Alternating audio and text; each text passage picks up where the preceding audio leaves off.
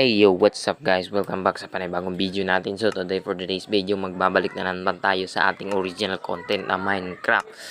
So for today's content mga guys is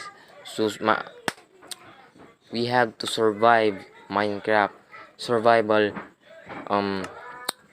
prehistoric life na may mga dinosaur sa paligid guys. So hindi madali ito. Kaya kung hindi ka pa nakasubscribe, baka naman. Nagiging puwego na naman tayo, guys. Tarantado! So, this is day 1 nga pala, guys. At sa mga new Minecraft players dyan, tips lang sa pagma-Minecraft, no? Lalo-lalo na yung mga bata. First, ang kunin nyo is yung wood. Kasi yung wood, ang pinaka-natural resources natin, mga guys. Yan, kukuha lang tayo ng mga wood. At pagkatapos natin kumuha ng wood is magka-craft tayo ng crafting table. Mag-gather lang tayo ng mga wood, guys. Ano? Gather lang, gather. So, yun, may dinosaur na agad na tayong nakakita, mga guys. So, pinakauna pala yun, guys, is yung planks. Tapos, yun, mag-craft tayo ng crafting table. Para mas pinadali ang ating mga pag-gather ng resource. O hindi muna natin gagamitin yung crafting table na yan. Matagal na kasi ako naglalaro nito guys. Kaya sanay na ako sa mga bagay-bagay. Mag-craft, kumuha ng tools, maghanap ng mga new items. Kasi matagal na ako naglalaro nito since 1964. Gunggong! Barinig kita sa mukha eh! So, ito na nga, magka-craft na nga tayo, no? Magka-craft na tayo ng wood, planks, then stick, para makagawa tayo ng sword, axe, pickaxe. At kung gusto nyo dagdagan ng shovel, dagdagan nyo na rin. Okay lang. Yun. Wow. Grabe majestic par. Ang Brachiosaurus.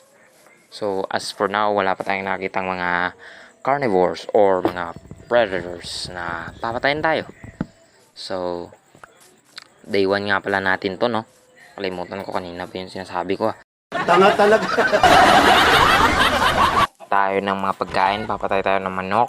Lahat ng makita natin. At ang importante is yung sheep, no? Kasi may wool doon. At kung may wool doon, is may bed. Dapat i-gather natin lahat ng mga resource natin. So, yung nakarang video ko guys, no, is tinur ko kayo sa Jurassic Park. Gather lang tayo ng gather ng wood. At pagkatapos is magkukuha tayo ng stones para i-upgrade ang mga tools natin, no? Kuha tayo ng mga stones at yung coal kasi need natin to para sa torch. Gagawa tayo ng torch para maliwanagan ang buhay niya.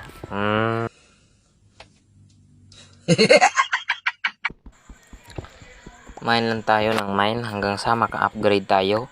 At gagawa na rin tayo ng ating munting base. Munting base pero palalakihan natin yan. So, mine lang tayo ng mine, no?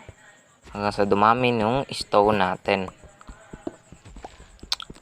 So, mine lang ng mine hanggang sa dumami yung ating cobblestone. So, dito tayo gagawa ng base, no? Gagawa tayo ng base dito. So, dapat is total of 9 holes yan mga pre. Ay, di pala 11 kasama yung nasa gilid. Simple base lang to siya mga pre, no? Tapos dito, yan, Pagkatapos nyan, lagyan na lang ng planks. Wait, craft muna ako ng planks. Planks to is napaka-simple lang yan mga guys. Lalagay natin yan dyan. Putang yan na, naubos. Kunan natin.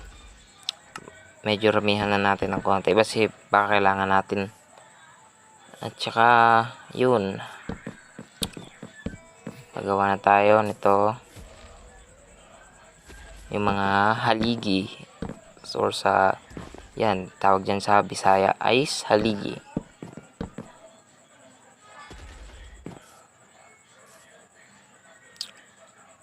So at kung umabot to ng 10 subscriber is magre-reveal ako kung anong mother tongue ko, kung Tagalog ba ako, or Bisaya, or ibang lingwahe na dito lang sa Pilipinas matatagpuan. Kulangan tayo ng kahoy mga pre. Puputol tayo. Pagkatapos ito is mag-upgrade tayo, no? I-upgrade din natin to lahat. Busin natin tong kahoy. Wala namang global warming eh. Hindi naman totoo yan dito sa Minecraft. Masyado ka naman talagang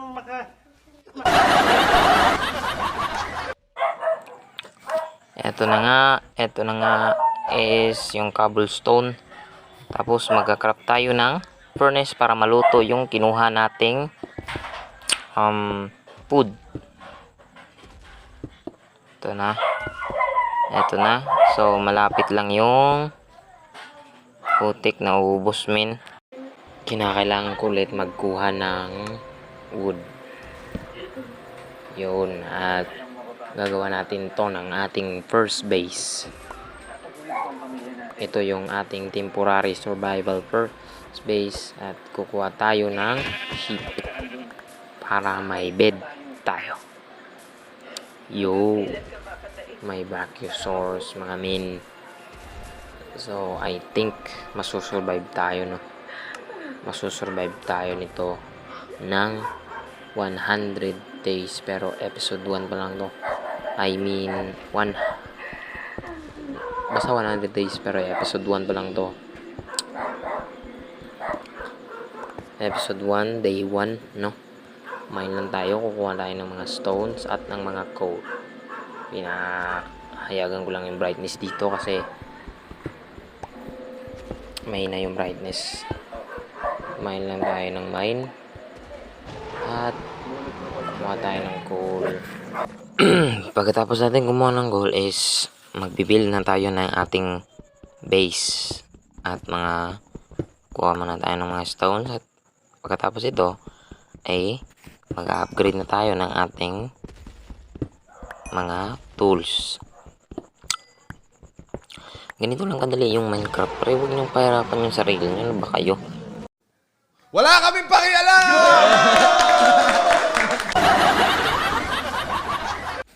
So ito na nga, malapit na tayong matapos sa ating base, no? Okay, malapit na tayong matapos. At saka ilalagay natin ang ating crafting table dito. Kulang pa tayo sa bed, no? Kulang pa tayo ng isa. Craft natin itong furnace. Siyempre, lalagyan natin dyan. Cook natin yung mga food natin para madali tayong mabusog. Fence para sa gate, I mean window, is simple lang, no? Napaka-simple. Tsaka doors na rin. Doors para sa ang ating dyan. Yan, malapit na maggabi. Yan lang. Basic lang yung base natin.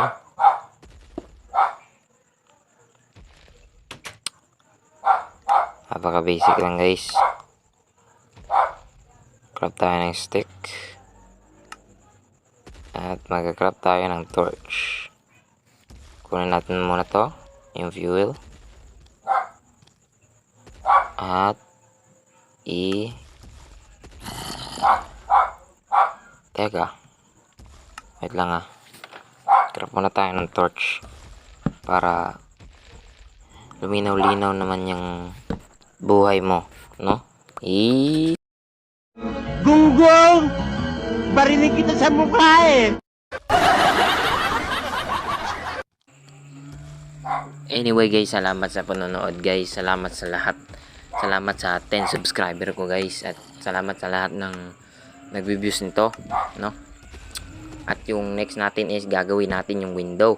So nakikita nyo naman na gabi na, no? Gabi na.